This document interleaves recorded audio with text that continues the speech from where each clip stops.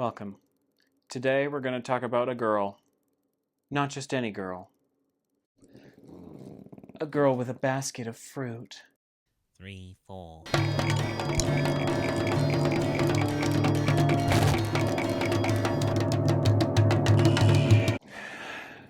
So this all started when YouTuber decided to release a video where instead of him doing the reviewing, he asked his fans to do it for him. The album in question? Xiu Xiu's Girl with Basket of Fruit. Now, most of the people watching had probably never listened to this album. However, I had, and I felt like my experience might bring some new perspectives, something that hasn't been shared yet about this album. Not to toot my own horn, but I feel like my relationship with this album is a unique story and something that I think when we're talking about not necessarily just this album, but art in general, is something I would want to share, to kind of give a unique perspective, if that makes any sense.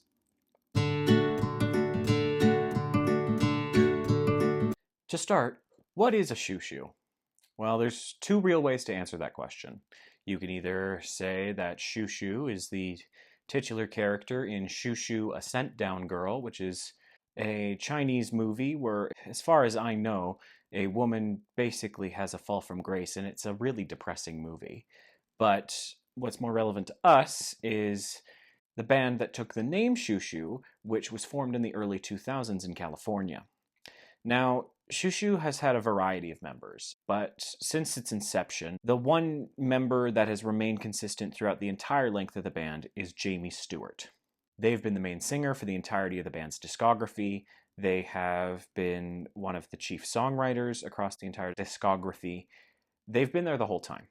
Currently, the band consists of Jamie Stewart, Angela Cio, who joined the band, I believe, in around 2008 or 9 and has been a part of the band ever since, who is also a very important player in the band. You can really see the difference, especially the unique production elements she adds to records they made in the early 2010s. And as of now, in 2025, they also have the drummer David Kendrick, who has played on the last two albums. Xiu Xiu is a band that makes experimental pop, I guess is the best way to put it. It's kind of like if you took the really, really depressed and emotional kid in high school, gave them a bunch of gongs and feedback machines and said, go to town. They made 16 albums at this point, so it's working. And I can't judge. I'm obviously making this video. I'm a huge fan. I think my relationship with Xiu Xiu can be best described in one line. I am the dumbest bitch on the planet. But the interesting thing about Xiu Xiu is their fans seem to go into three categories. You're either gay, you like experimental music, or you are mentally ill. Pick two, and congrats, Xiu Xiu fans normally fit into two of those three categories. For me, I'm all three, so heck me, liberals. Hello? So, in around 2015, I started a new obsession. I decided that I really loved music, and music was something that was really, really interesting to me. And, growing up, I listened to a lot of the classic bands.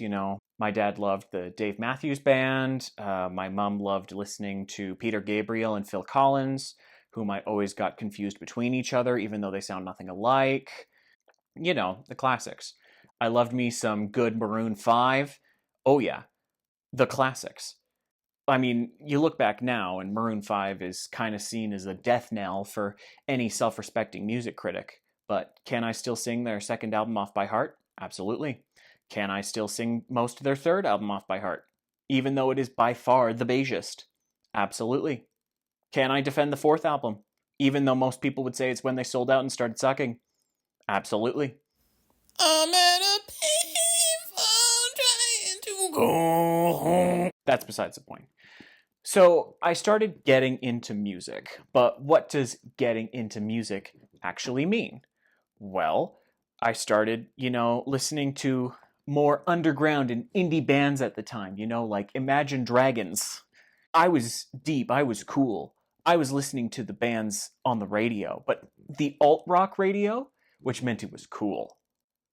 I was listening to, kind of approachable but off the beaten path bands. I say that with quotes because, like, if you're from Canada, metric is huge, even if they're not really on the pop radio all that much. Imagine Dragons, as we all know, is huge. Like, those were the two big ones that I really loved at the time. But I started watching The Big Melon Online, Anthony Fantano, and The Needle Drop, and started looking for albums to listen to. I dove through Pitchfork's best albums of the 2000s. I started listening there. I tried TV on the radio and LCD Sound System, everything as well. So I really got into these kind of, experimental-ish, artsy for sure, pop and rock bands with an indie slant.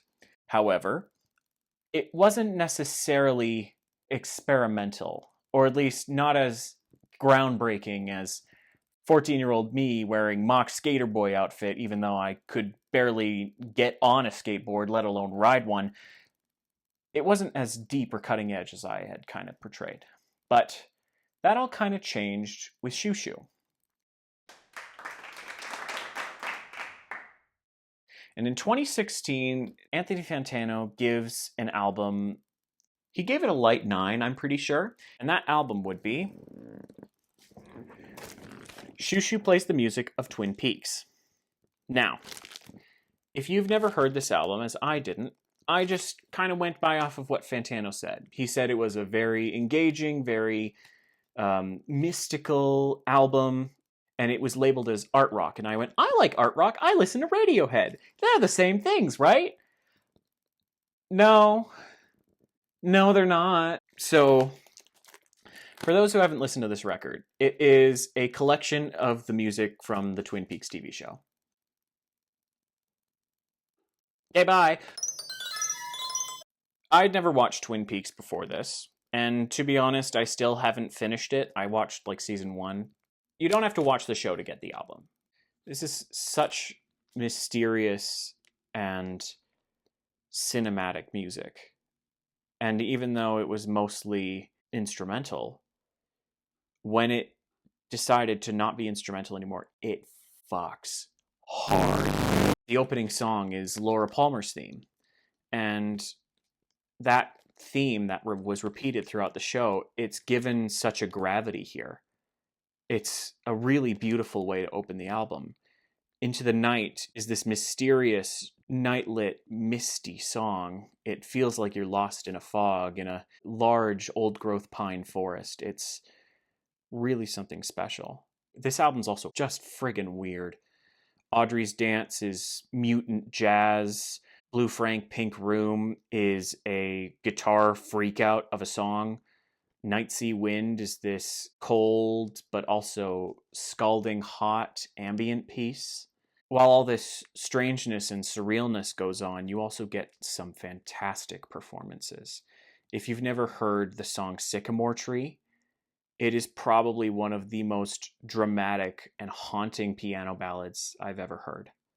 One more thing I have to shout out is definitely the song Love Theme Farewell. It's track 11 on the album.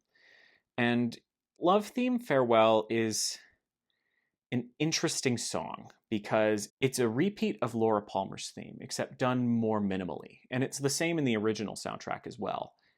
But what they do here is this slow noise build. So this very somber and sad theme is playing, but over top is these blaring and creeping and terrifying noise. It's absolutely stunning. You get to the closer, Josie's Past, and it's a vivid description of what goes on in Laura's diary, read out by Angela Seo. And it is horrifying. It's indescribable when Jamie comes in just with these deranged refrains of Laura's father in the show. If you know the show, I'm not going to spoil it, but Laura's father goes through some stuff, to say the least. So anyways, this was like nothing I'd ever experienced. This was an album that was so strange and so surreal but so artistic and so beautiful. I had never heard anything like it. I don't think it was my favorite album that year, but it definitely left a huge imprint on me. Anyways, so when the next record, Forget, came out, I was super excited. I was super intrigued. The lead single, Wondering, was much more approachable. It was fun, which I can't say much of Plays the Music of Twin Peaks is fun.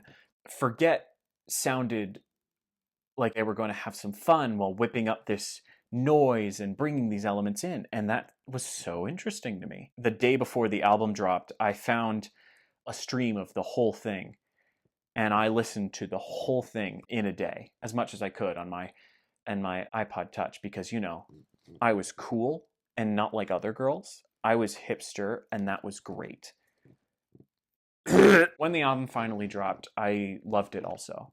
It was more approachable than Plays the Music of Twin Peaks, but it still had this wild, eccentric edge of clattering noise, but it had this raw, emotional core. And it's really hard to describe, but when I feel something deep inside, it touches me in this really gooey area, like right in my solar plexus or a little bit lower. When I'm having my strongest emotions, I feel it there. Forget brought me there. Songs like At Last, Petite, Forget, they have this emotional core, and you can't talk about that without Faith Torn Apart, the closer, with the very ritualistic and dark lyrics all over it, and then the ending poem spoken out by Vaginal Davis. And at the time, I didn't know what the album was about. So for those who aren't initiated, the album is about childhood prostitution. Jamie said there was a website that would sell girls out of a place near their house, and that really disgusted and inspired him to write this record in the way he did.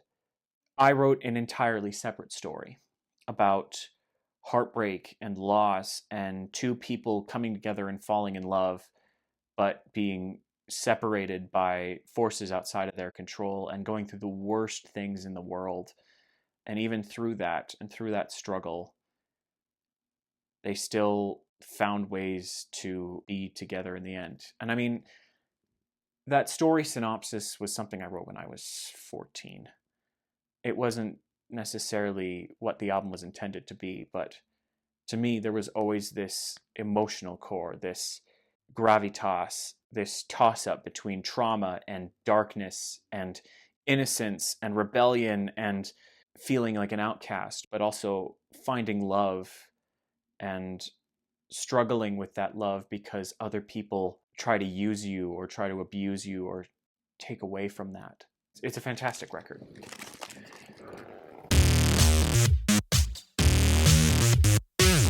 So at this point, it's 2017. I'm just going into high school. I was going to keep in touch with all my old friends and keep those strong bonds, but also, you know, make new friends and join new clubs and do that all. And it was all going to be great. I was going to keep all my old friends. We were going to keep chatting. We were going to hold on to everything together, and nothing was going to change. Even as we all went to different schools, everything was going to be the same. That's not what fucking happened. In the first months of high school, I basically completely lost my friends. I got myself so worked up because this is high school. This is the real deal. You have to work your ass off to succeed because you spent the last 6 years going to a weird school. I was working super hard. I didn't have really a lot of friends, no one really close. And I got really messed up. Not like on booze or anything, but like I think I had my first depressive episode. I say I think because it was never officially diagnosed. I've never been formally diagnosed with depression. However, from the months of October through November of high school, I don't really remember anything of it. And even when I was there, I couldn't really tell you when a day ended and the next day started. I genuinely had no idea. I was really lost, really confused, and really in a bad place. And, eventually it got better. I made some friends, and I finally did find my niche after a while. But with that comes Xiu Xiu album number 3, A Promise. This was the album that got me through my depressive episode. It was October through November, but I was also really sad in December. And I can distinctly remember listening to this record while snow fell on my walk to and from school. For those who don't know, this is the album Jamie wrote immediately after his father committed suicide. I didn't know that at the time, of course. I just thought, ooh, album.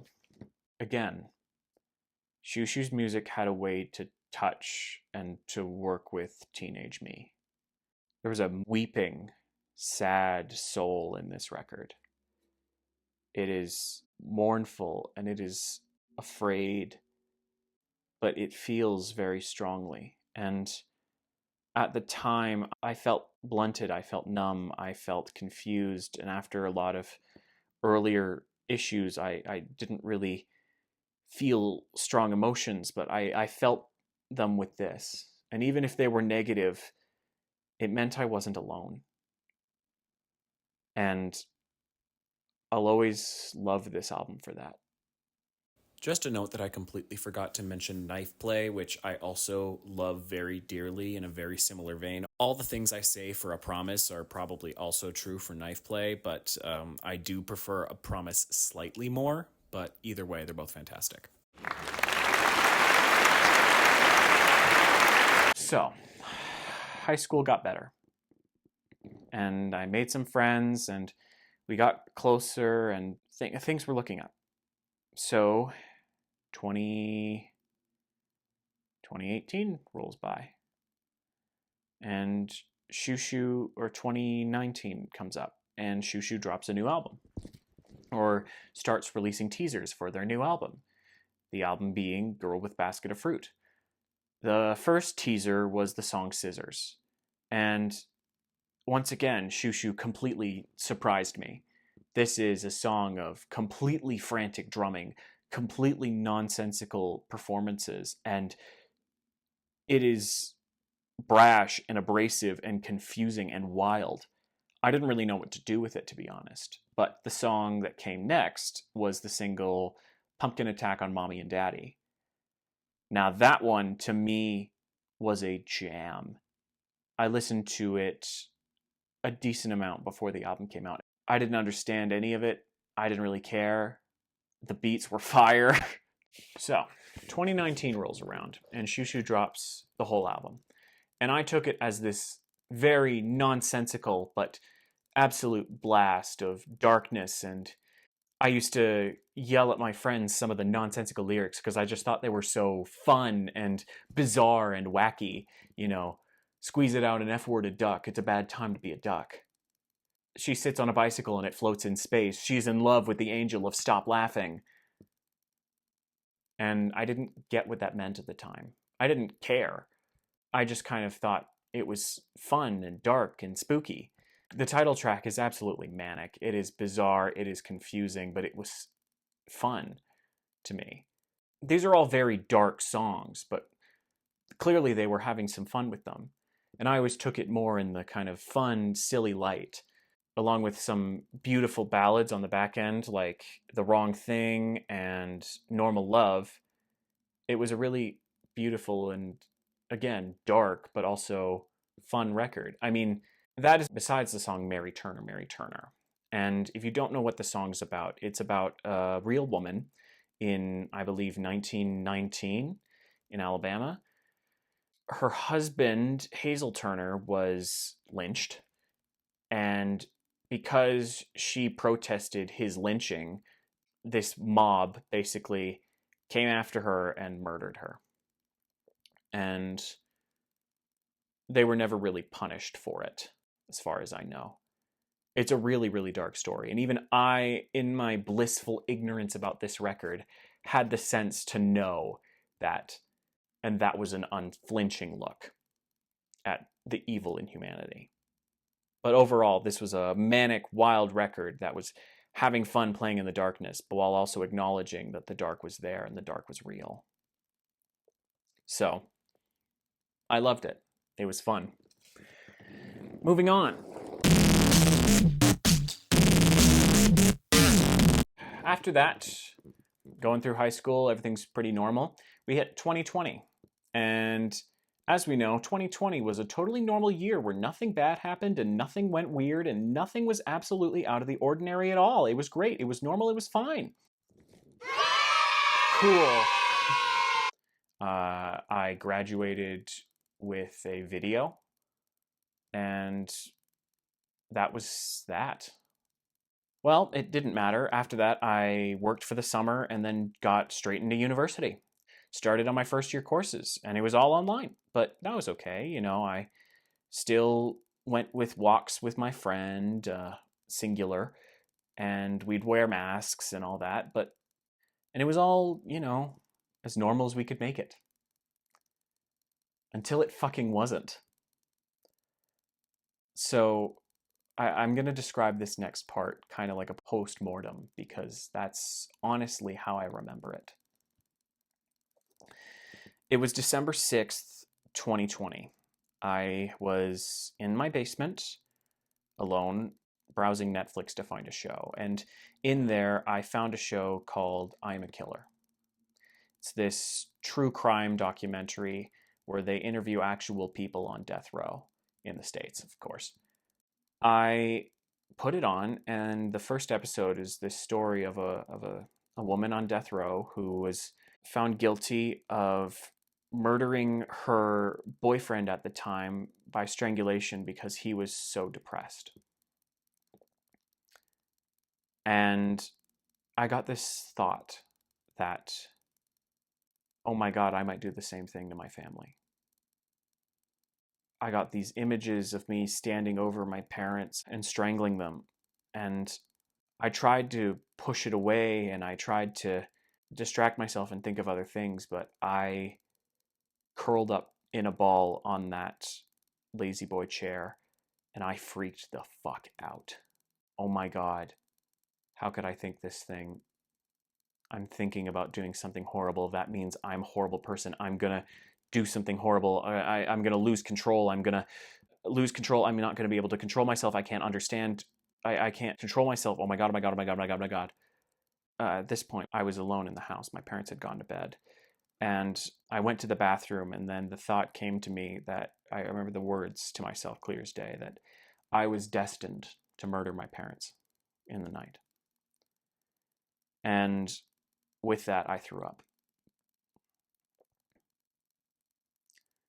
I was so freaked out. I couldn't dare go upstairs. I was going to tell my parents that I was not feeling well, but I went to check the locks, and it was almost as if I had forced myself to like step on the stairs and have this dark thought, and I freaked the hell out. I barricaded myself in the basement. I thought so much about getting in my car and driving myself to the hospital so that I could not hurt them.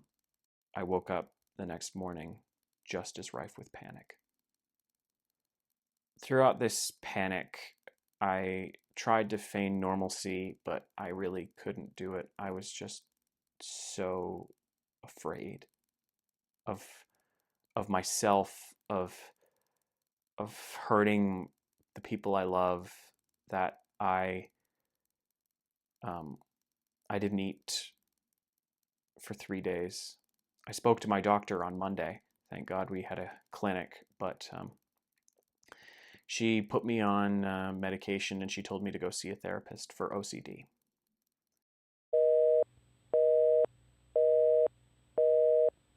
What is OCD? OCD is a pattern of obsessions and compulsions. So, an obsession is an intrusive thought that you can't get rid of, and it causes great anxiety. As an example, an obsession might be, I am going to get sick and my sickness will spread onto other people and will kill them or will kill me.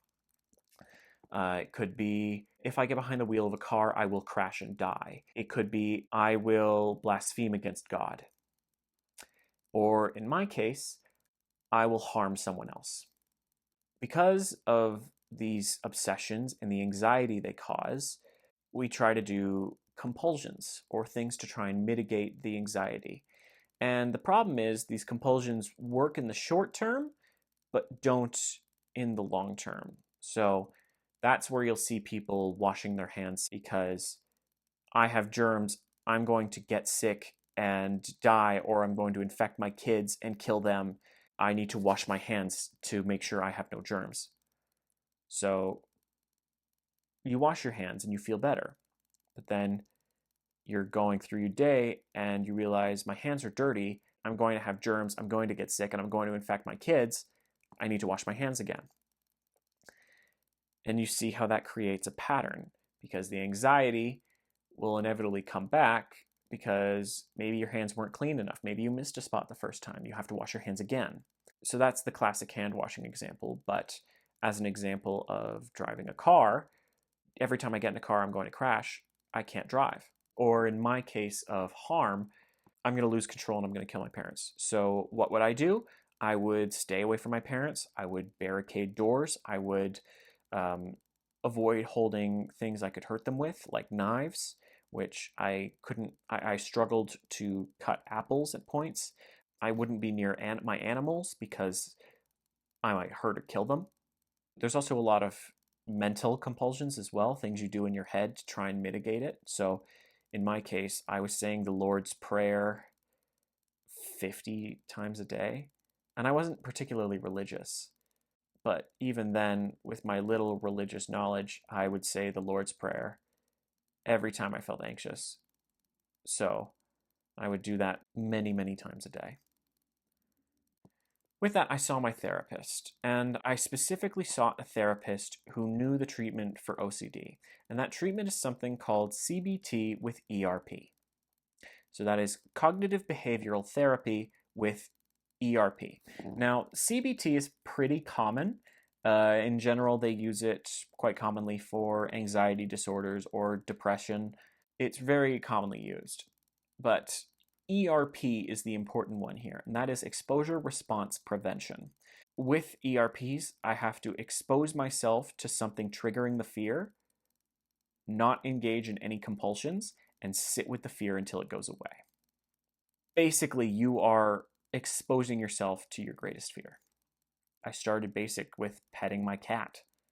I could pet my cat and sit with the thoughts that I would lose control and break his neck, or punch him or break his legs. And I would have to sit with those thoughts and those images and just keep petting him, keep having him be relaxed as much as he could, because obviously he's a cat, he's going to do whatever the fuck he wants. But I'd sit with that anxiety until eventually it went away. That might be 5 minutes, that might be 20 minutes, that might be an hour.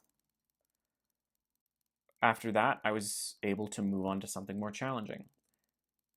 And through this repetition and through these sessions, I was eventually able to sit with my parents and watch a movie or cut up an apple to eat for lunch. I worked on this anxiety for weeks and weeks and a couple months until eventually I had to physically tell myself, you might go in there and kill your parents, or you might go into your parents' bedroom and murder them in the night. And eventually I got this clear thought that said, no, you're not. I don't think that's a standard reaction to OCD. And if you have OCD, don't go in expecting to get this moment of clarity. But there was a period where it finally hit me and it said, no, you're not going to do this. And after that, I worked with the therapist a little bit more, but in general, I was a lot better. That was easily the worst moment of my life. Easily. Without a doubt. I was so anxious that I'm pretty sure I lost 20 pounds in about a couple weeks. I had abs for the first time in my life. But even then, I knew they weren't healthy. So, with all that in mind, where does Girl with Basket of Fruit fit in? So, a thing to remember about OCD is it is a chronic condition, but it kind of waxes and wanes. It'll get more severe at times and less severe at others. And for me, that kind of manifests where I will be totally fine, good, good, good, good, good, really, really bad. So the technical term is an OCD spike, where something will just trigger my OCD and it'll get really, really, really bad.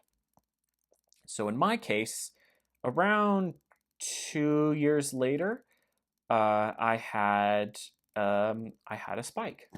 One night, I went to the record store and I found a limited edition copy of the Gilla Band album Most Normal.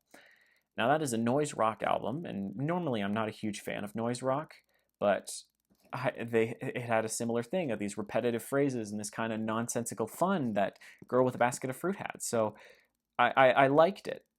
As much as I think the album is flawed, I liked it, and I bought the copy. But I tried to go to sleep that night and got a spike. And the thoughts this time were I had bought an album that was evil and was going to cause me to murder my parents in the night. After all of this, I had this evil album in my house that was going to cause me to do something awful. And I panicked. I didn't sleep well that night. I struggled eating again. But eventually it came to a point where I gave the album to a friend and said, sell this for whatever you can. I don't care. Keep the money. And she did.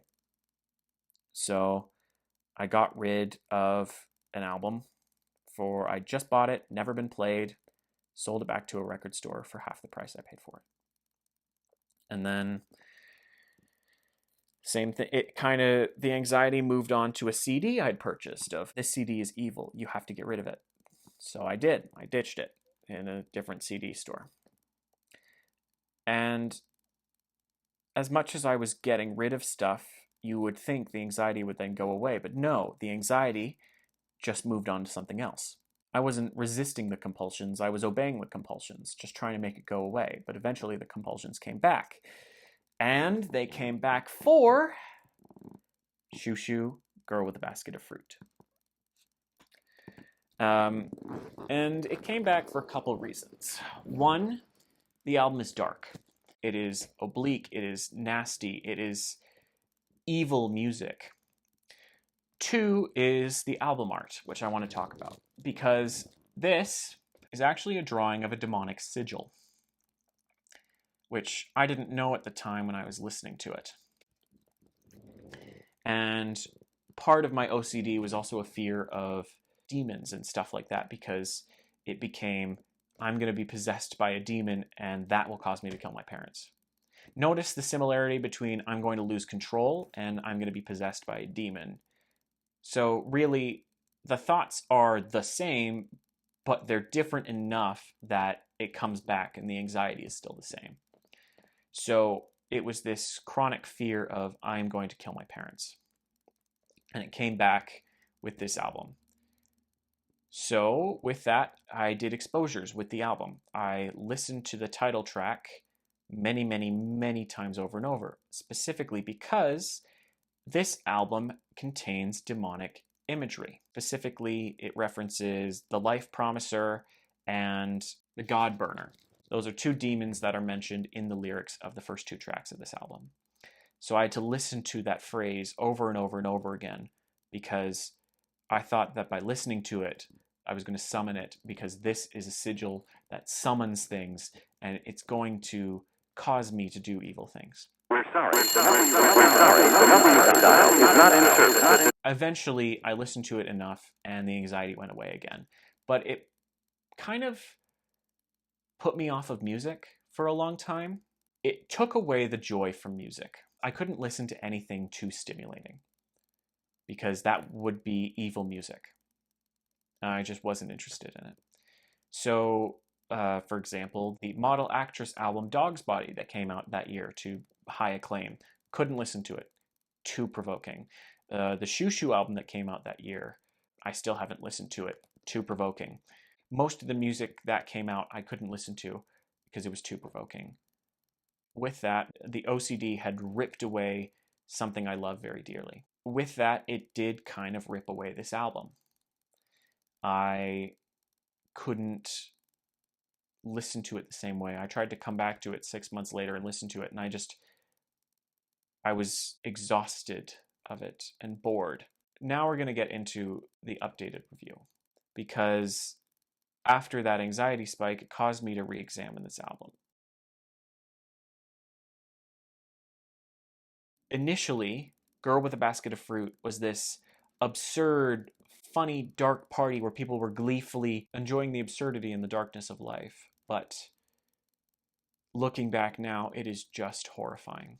Throughout this album is the line, "It comes out as a joke." And to me, I think initially it did. It came out as something surreal and funny and dark, but ultimately something that was good and had a good time. But in reality, it's dead serious and talks about some things that shouldn't be jokes, but they come out as a joke, and that is the horror of the absurdity. So the title track is this really despondent and confused line of poetry that initially I thought was just, fun, wackadoo, haha, erect dicks, pee-pees in her sleeping face and pointlessly tries to fuck a blue sky. Absurd, dark lyrics, but if you go on Genius and read the interpretations of the lyrics there, most of the people will say it is a song about a woman being possessed by a demon, absolutely ruining her life. To me, personally, the demon is a metaphor for a human, because it specifically mentions the life promiser. And to me, I take that both because I'm terrified of demons and because I want to rationalize this more into a logical narrative. I take this song to represent a woman's PTSD flashbacks after getting out of an abusive relationship. The pressure ripping her apart, the baby duck in her has died, some innocence in her has died. The cutlass is like, if you read the lyrics online, they'll say stuff like, when the life promiser makes her say any word, it comes out as a joke, and he's not a good guest. The cutlass is a more excellent guest. And people take that to represent that the woman is having suicidal ideation, using a cutlass to mutilate or kill herself. It's a vagina strained without end, and her lungs fill with tears. The lungs turn into gills. Life inland has become impossible. Like, it's a super surreal and almost joking tone, but to me that represents a woman so miserable and sad that she has descended beyond human form. And these kind of absurd, dark, almost dreams kind of represent her flashbacks to this abusive relationship with, I choose to believe, a man who promised her a better life. I take it literally. But there's a reality behind the horror to it, and the horror is that, as absurd as it is, it's equally plausible and realistic. You could imagine that happening to a woman, or the metaphors or similes being used in the song, and how they could translate to a real person. The next song is It Comes Out as a Joke. And I chose not to talk about it initially because it's kind of a bizarre choice of a third single to me. It is not the most representative song on the album, nor is it the most pop-friendly, though nothing on this album is particularly pop-friendly. It leads in from the previous song. It's similarly despondent and confused and clattering and screaming, but there's more space to it. To me, this is kind of when the character in the song, who I'm going to view as this girl with a basket, it represents kind of the point where she starts to understand a bit more about what she's going through, the the panic gets less constant. She's able to digest it more. The panic is no less severe. There's a lot of repeated lines in this song from the title track. And to me, it's a continuation, but there's more space to the song. It's much more booming. It's much less frantic. But the horror and the surrealism is no less there, which means to me that there is some space to process what is happening, but the panic and the fear and the horror is no less present. And that really comes through for me in the last portion of the song with bedroom filling with black smoke. To me, that is a panic attack. That is, you don't know what's happening. There's sheer panic. The room is filling with this darkness, this panic, this fear, and these surreal misdirections are completely lost. It is just primal panic. In doing research for this album, I found a segment that Jamie does called a drunk commentary. So since I believe 2010 with Dear God, I Hate Myself, Jamie does this commentary through the album where he gets absolutely drunk, sometimes high on drugs, and comments about all the songs in a more uninhibited state. And I did one for this album, and this one, it's not one of the most informative ones they've done. Like some of them, they really go into the details and tell some funny stories. Specifically with A Promise, they does one talking about pizza violin. But with this one of the things that stuck out to me was the phrase, "I don't believe in demons, but I'm terrified of them." Because I feel the exact same way. And this album represents fears that we do not understand and are outside of our control, but are wholly real and often are controlled by mankind. So we get to the title track. So Girl with a Basket of Fruit, the title track. You could take it to be literally her being possessed by a demon, but to me, it is always going to represent an abusive relationship with a man, a life promiser, a man who literally promised her a better life. But within that phrase, there's also the kind of double entendre that is the demon that uses the same name. So this relationship is really abusive. He's not a good guest. There's a lot of sexual imagery in this song. And to me, the kind of disgusting and off-putting sexual imagery, what once was silly and fun, now is a reflection of her perspective, which is horrifying, mutilating, really, really disgusting, and against her will. To me, this song is almost a post-traumatic flashback. It doesn't necessarily make total sense. It's not necessarily super clear, but the reality of the horror is there. And you can deduce the source and the images behind these pieces and understand what they mean. Amarji v. Moo is a song that similarly talks about the horrors of things we cannot control, but in a different way.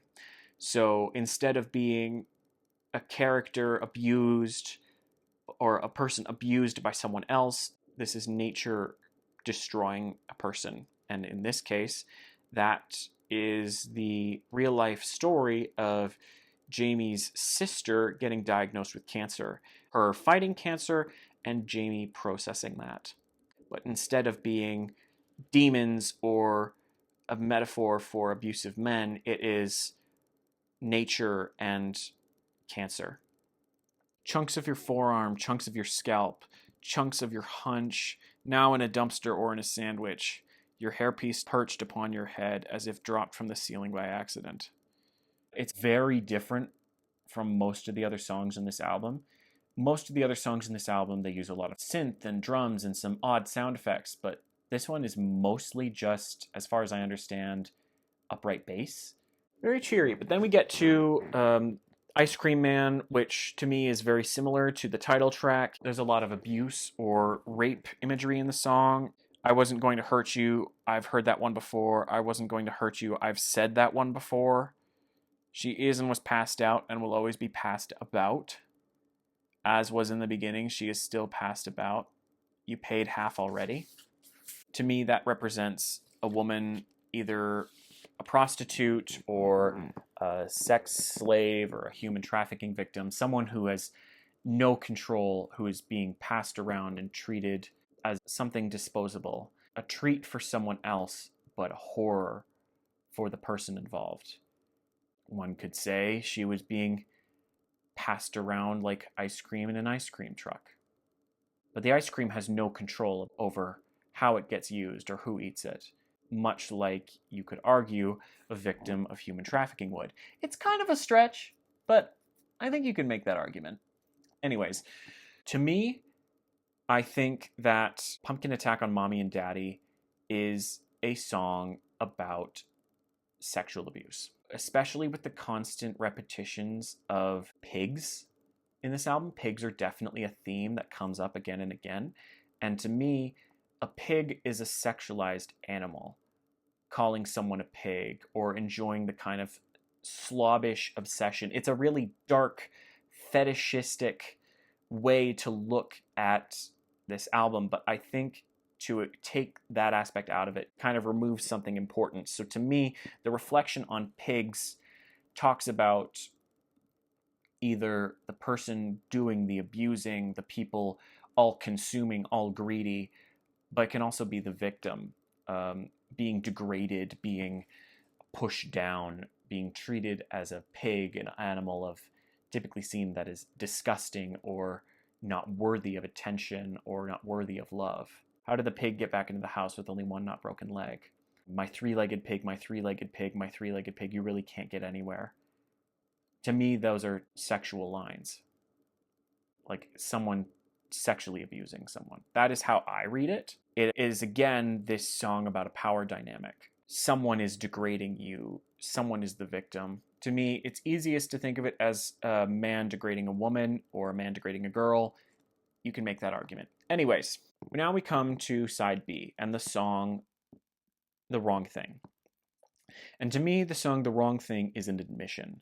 It could be an admission of helplessness or an acceptance of always being the victim, of accepting yourself as being in this relationship because you don't believe you are worth more or worth better. I would say that someone could argue that both would be moves of cowardice.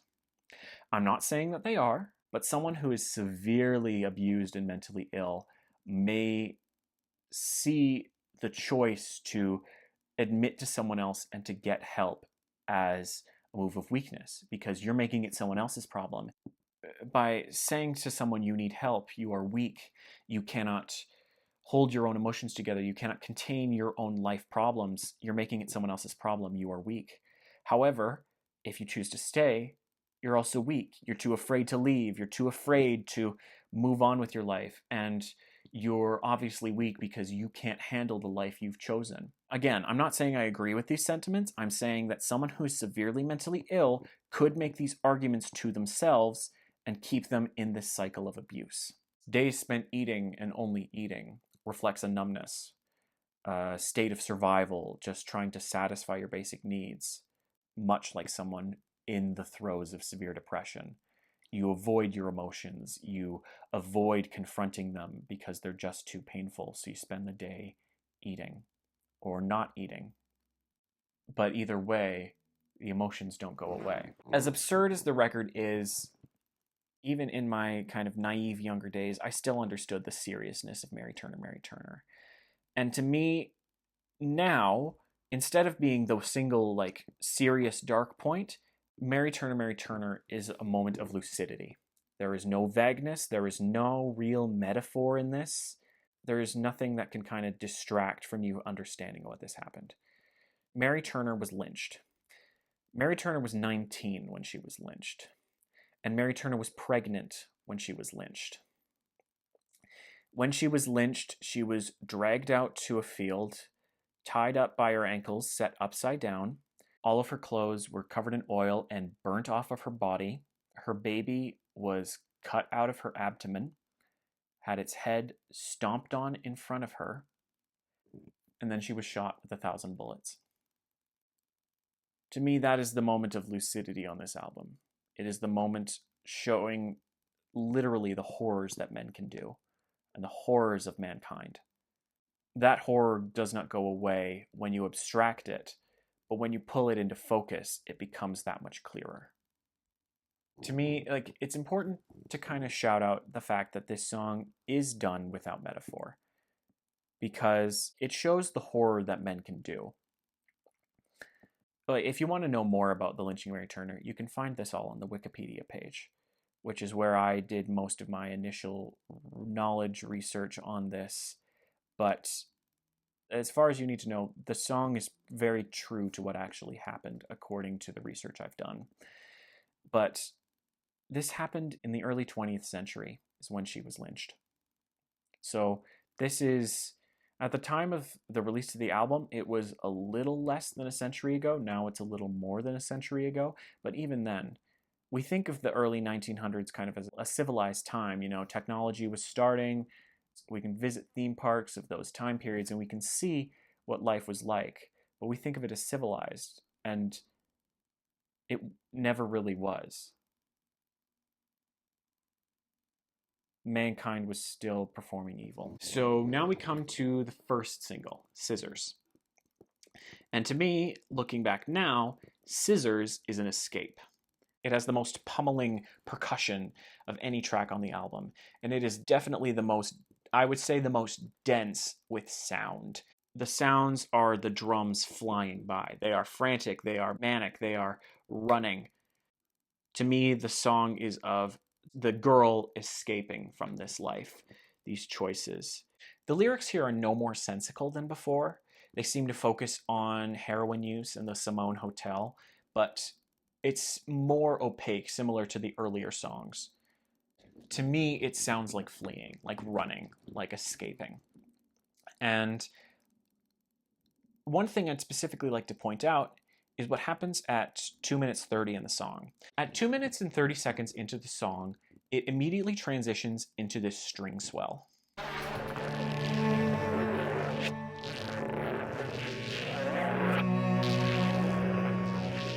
One of the things that I immediately noticed is that this is the same string swell as on Sad Reduxographer from A Promise.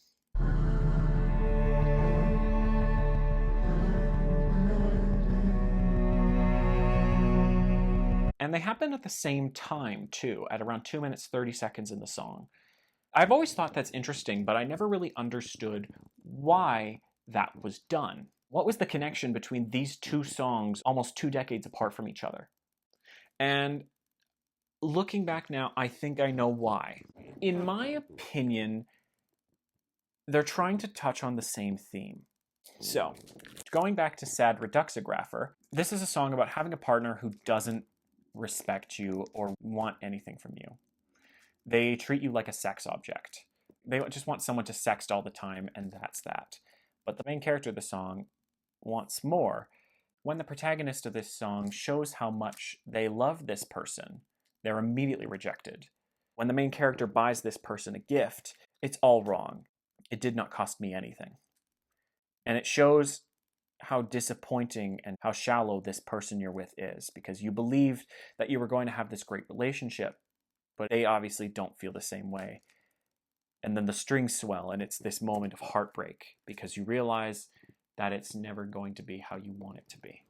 And to me, Girl with the Baskets, Scissors, it shows a similar breaking of binds. It's the girl realizing that her partner is never going to love her in the way that she loves him or how she thinks she should be loved. And it's always going to be more about them. It's the girl realizes that there is no hope in this relationship. It would be twice as good if you laid down on the track. Half for the trash, half for the hornets. It could be 4 times as good if you lie down there again. A quarter for the gooseberry bush, a quarter for the gooseberry bug. It was the clarinet that made you deal, not the coming train, Connie. To me, that is either the girl speaking out in rage to her partner and her responding, "It was you that did this, not the coming train," or her partner saying to her, "It would be twice as good if you died." It could be her saying it to him, it could be him saying it to her. There's no way to really know. It could be twice as good. It could be 4 times as good. It could be him saying it to her. It could be her saying it to him. It could be.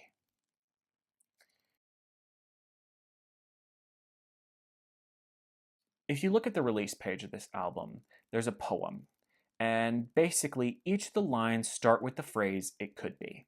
One of them is, it could be something about the poetry book this album is based on. It could be live improvisation sessions with some classic drum masters. It could be another thing. But they all start with the phrase, it could be. To me, this reflects the vagueness of this record, the intentional vagueness. It could be literally everything I've described. It could be literally nothing that I have described. And there's no clear answer. Everyone is going to have a different opinion on this. Hell, you probably will hate this record, or you'll love it. There's no real way to tell. But this vagueness is intentional. It might come out as a joke. It might come out as something else. It could be. We don't really know. With all this vagueness and all this horror and this calamity and this crashing and this confusion, the last song, Normal Love, is the soft landing. It is the calm after the storm. It is not ignoring the horrors that just happened.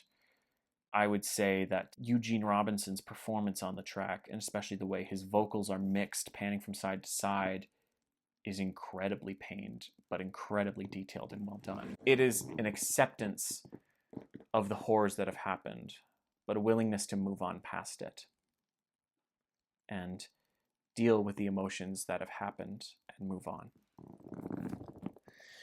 So, with that, I had to accept my anxiety and my fear with this album. I had to accept the fact that I couldn't listen to the same music I could before because it was too provoking. Dog's Body, too provoking. Xiu Xiu, too provoking. So in 2023, I pushed most of it away. This band that had been so crucial to my life and had really informed my music taste had been taken away from me by my anxiety. And I could either accept it or I could accept the fear that came with listening to it.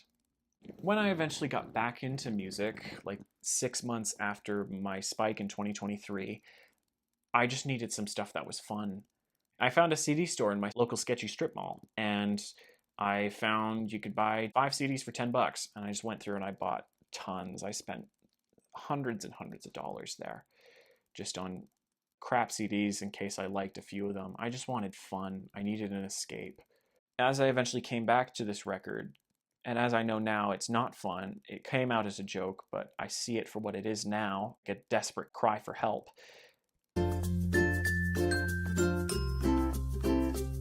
Even now, while I'm a lot better, the connection to Girl with a Basket of Fruit is complex. I realize what it means. It came out as a joke, something I thought was funny and enjoyable and kooky. I thought it was the goth kids having a fun night out, but in reality, it is true horror. Horror that cannot really be described in words, or cannot be described in a way that resonates with people just with words. The real horror and the real fear. And while my fear wasn't created in the same circumstances or had the same consequences or coming from the same situation as Mary Turner or this girl with a basket, it was still real fear to me. It was the kind that kept me from eating for days. It was the kind that kept me isolating myself. It was the kind that kept me away from the things that I love and the people that I love. I can't say whether or not I love this record. I did at a time. It was my favorite record of 2019. And I think in doing the research for this album and doing the work to make this review, I still think it's a great record. I really think, understanding it more, it is a great record. Do I necessarily like it as much as I did? I don't know. I haven't listened to it all the way through in many years. And I think that's not necessarily a bad thing. Life imitates art, but sometimes the art you find valuable at one point in your life won't come with you at a different point. And me being me, I was always obsessed with this idea that moving through life, I was a collection of every single thing that I was before. But it's also okay to kind of step back and let certain things go. Because you're wiser. You know more. You understand more. But you're not necessarily perfect, but you understand more. Girl with a Basket of Fruit is an album I understand a lot better than I did when I initially heard it. Is that saying that I like it more? I don't know. And I think it's okay to not know. I was going to actually get rid of my copy before this review, but I held on to it. Both out of sheer laziness of getting rid of my records, but also it made me ask this question of what does this album mean to me? And I don't know what it means. It's kind of a loose connection to a fear I had that I will acknowledge makes no sense, but was no less real. And I guess that's the album. It doesn't make sense, but the fear and the anxiety and the panic and the emotions involved are no less real. My anxiety took this album and tried to ruin it for me and take it away.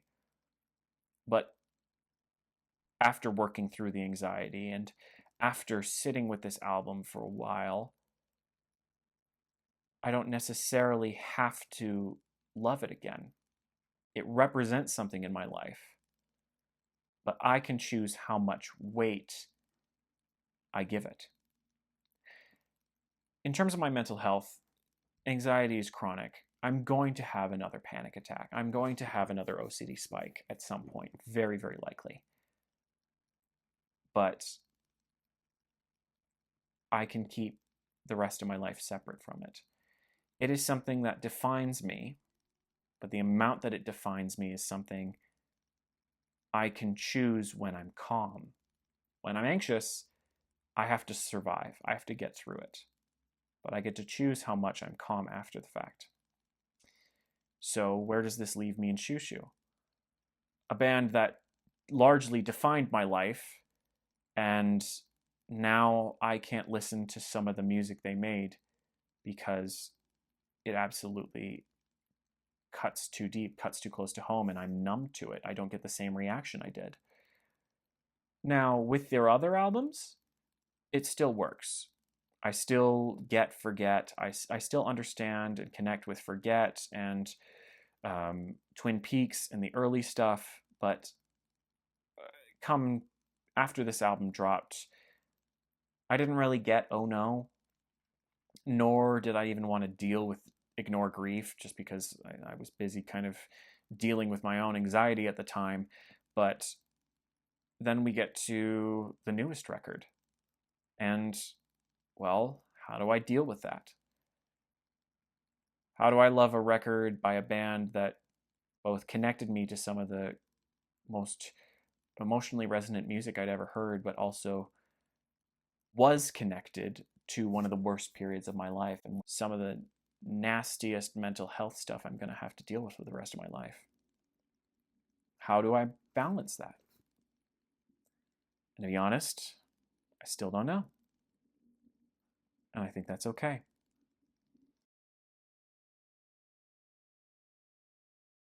I wasn't going to come back to this because I felt like I'd said everything I needed to say. As mumbly and repetitive as it is, I've said quite a bit. But what got me was I actually saw Xiu Xiu play live recently. I was on a dating app talking with a furry who said they're coming to town. And I said, great, I'm going to go see them. I didn't end up talking to the furry any further because I have a terrifying fear of mascots, but I bought tickets and went to see them live. So I saw Xiu Xiu live about a month ago at this point, and it was a fantastic show. I really, really enjoyed it. They played songs all throughout their discography, a lot focusing on the new record, but kind of everywhere. And even though they struggled with some technical difficulties, it was a really good show. One of the things that got me was the fact that a lot of people there were headbanging.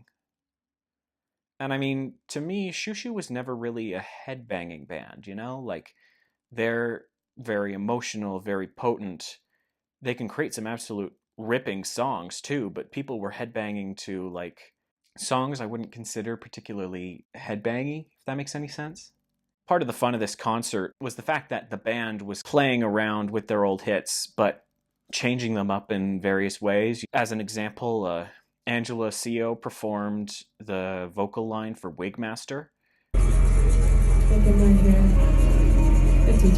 And it was interjected with these kind of noise and gong and all sorts of freakouts. It was a very visceral performance. It was fantastic, but nothing like the very manipulative, sleazy, but also very quiet original. And they did the same kind of treatment for the song It Comes Out as a Joke. That was the only song from Girl with Basket of Fruit that they actually played that night. But it was interesting to see because it started with Jamie pacing back and forth across the stage with a set of maracas. I can't remember if it was then, but they were doing like flips and all this stuff. Like it was really, really chaotic, but really, really amazing. But they were having so much fun with this song. And as soon as I recognized what the song was, I was laughing because I knew exactly what it was. But at the same time, I thought, haven't you spent the last few years obsessing over how scared you are of this song? Haven't you spent hours and hours and hours recording and writing a video about how this song isn't the same to you because part of it reminds you of something that was so awful? And yet you're standing here smiling as they're playing this song and people are headbanging to this song and having a great time with a song that is part of something that links closely to the worst time in your life. And it's interesting. I keep coming back to the fact that people were headbanging because, not to sound judgmental, but I felt that maybe they didn't have the same relationship to the music. At one point, the band played the song Suha, which is a very emotional song off of Knife Play. It's very somber, it's weeping. The song is all about this woman. She hates her body, she hates the desert. It's just this state of pure misery. And I stood there drenched in sweat.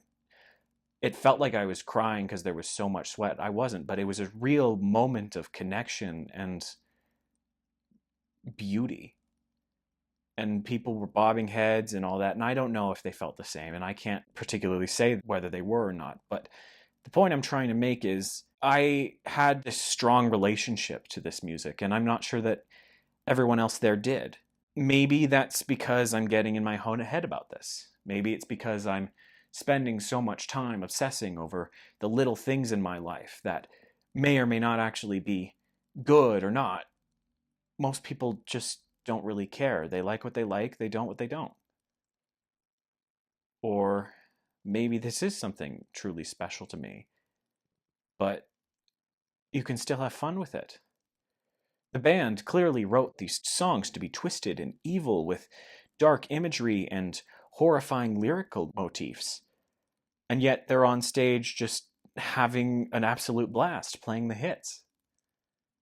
And one could argue that capitalism ruins the context of everything, but one could also say that things are allowed to have a new life after what you previously decided was their purpose.